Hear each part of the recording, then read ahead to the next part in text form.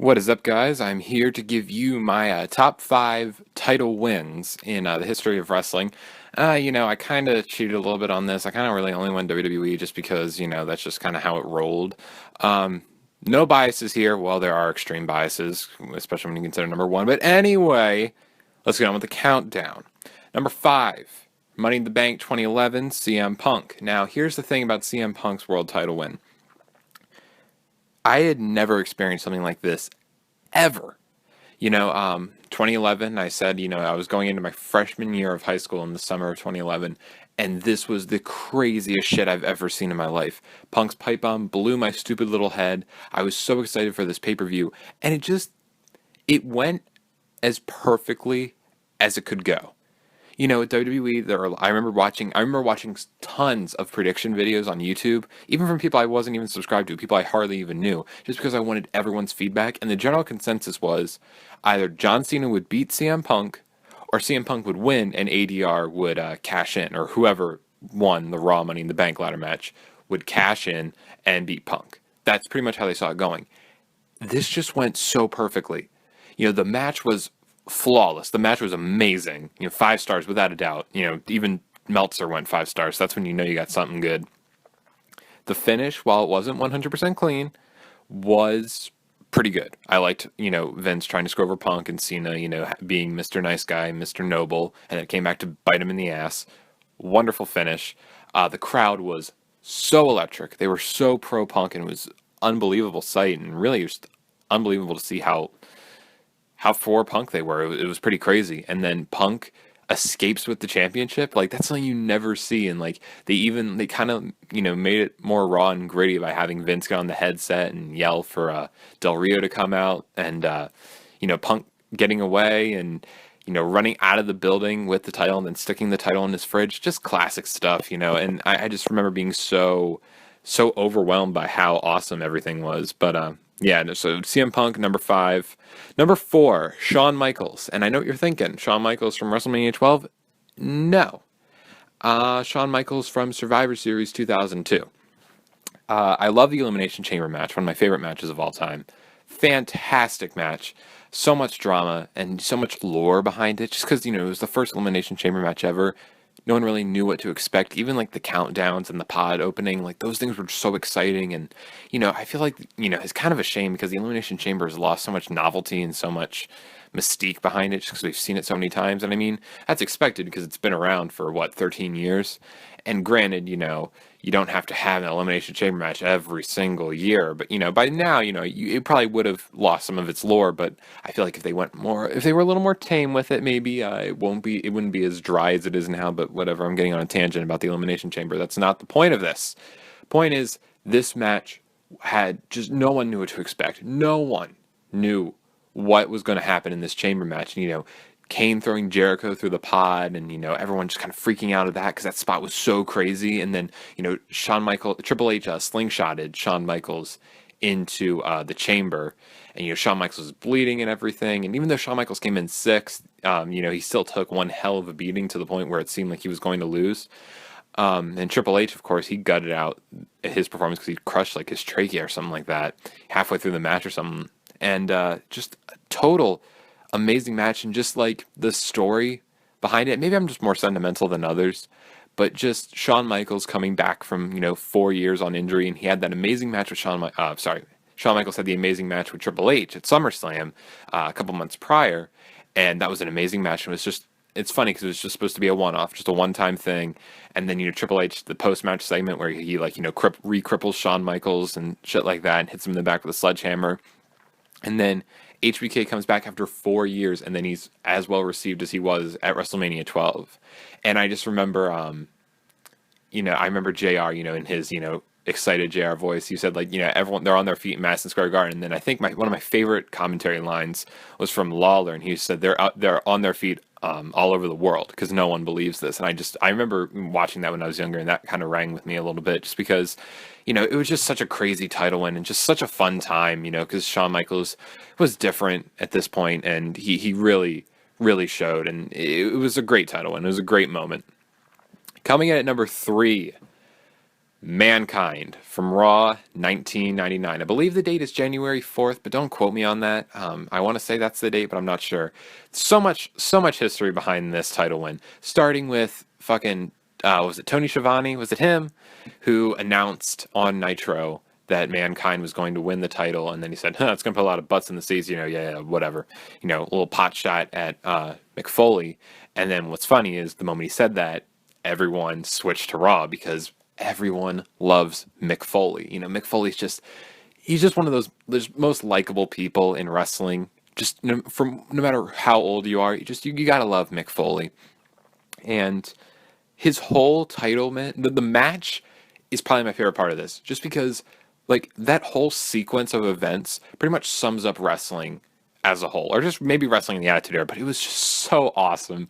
The moment he gets the mandible claw on The Rock, and then Shamrock comes in with the chair, and then Billy Gunn goes after Shamrock, and then the Corporation and DX just start fighting, and then Stone Cold comes out and gets probably the biggest reaction of anyone in history, hits The Rock square in the face. That's one of my favorite chair shots because, it was probably really bad that they did unprotected chair shot to the face back then. But God, for what it was worth, it was awesome. And just Rock took that chair shot right to the face, and he goes down. Mankind wins the title, and Michael Cole, I usually gave him a lot of shit, but that was when he was heel announcer Michael Cole. This was face Michael Cole, so I can cut him some slack.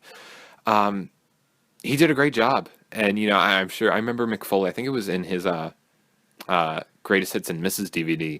He was saying how he wished Jim Ross could call that, but he said Michael Cole did just as a good job, and I agree. I think Michael Cole did a great job with this.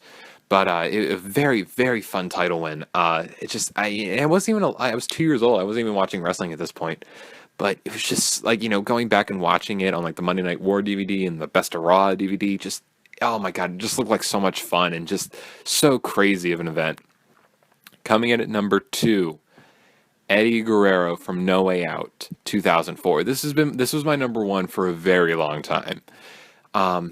Same thing with Mick Foley. Like, how can you hate Eddie Guerrero? Just a great guy, and everyone loved Eddie. And he has the perfect opponent. Just the big bad bully Brock Lesnar. Just totally outmatches Eddie in terms of size and strength and all that. But Eddie had the heart, the drive, the courage, the determination. Sure, it wasn't a 100% clean win, but then again, that's Eddie Guerrero's MO. He lies, he cheats, he steals. He took advantage of Goldberg's coming in and spearing Brock Lesnar.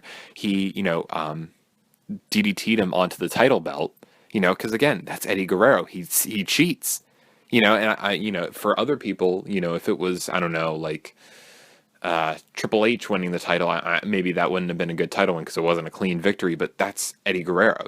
He cheats to win, and everyone loves him for it, and that's the bottom line. Everyone loves Eddie Guerrero. And I'm going to give more credit to Michael Cole.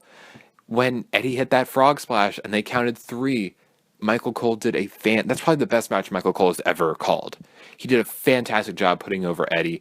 Eddie Guerrero jumping into the crowd, that's one of my favorite sights, just because I always love when wrestlers do that. And, a very select few of wrestlers can do that, because I'm sure if any wrestler jumped the guardrail and hugged the fans would just want to touch him, maybe to get on TV, or just tap him on the shoulder or something like that. But with Eddie Guerrero, the people wanted to hug him. The people wanted to celebrate with Eddie Guerrero. Everyone wanted to jump that guardrail, and not even riot or anything. They just wanted to shimmy with Eddie Guerrero and shit like that, and they just wanted to celebrate with him because he was just that great of a wrestler, and everyone loved him that much.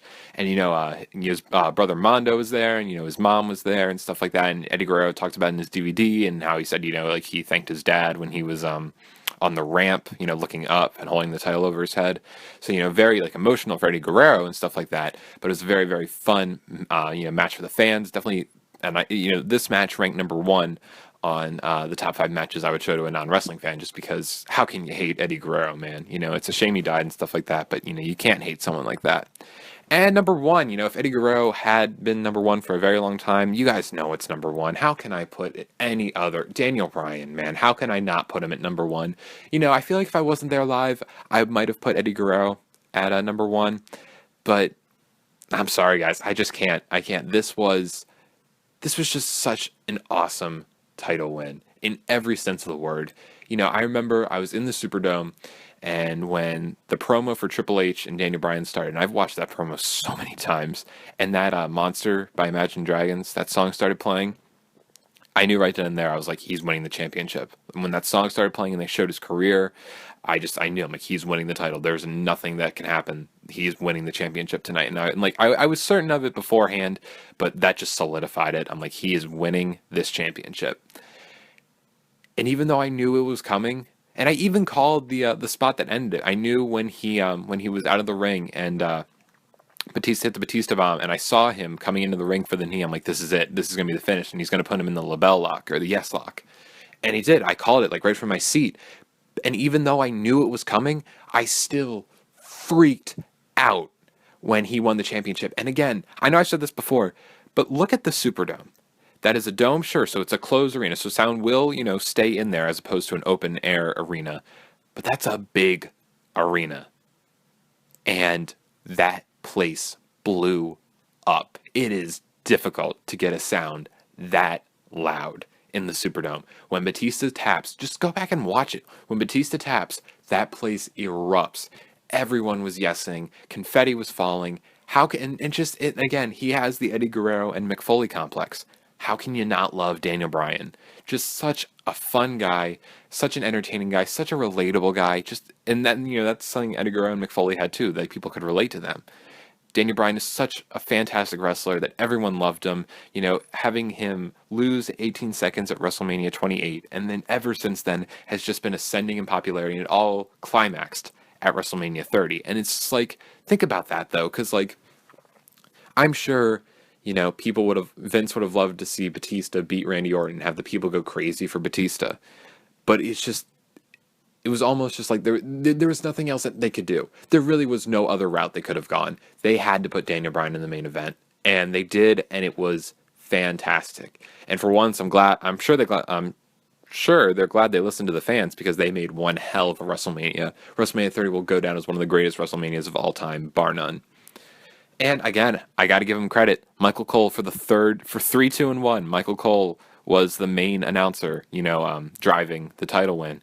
And I do love the line, the miracle on Bourbon Street, which pretty much summed up, this whole match. The main event and the match itself was very Attitude Era style. So, it was a great time, a great match, and just a fantastic title win. Definitely one of my favorites. And, I probably won't see anything else topping it, just because you can't beat being there live. And honestly, you can't really beat someone like Daniel Bryan.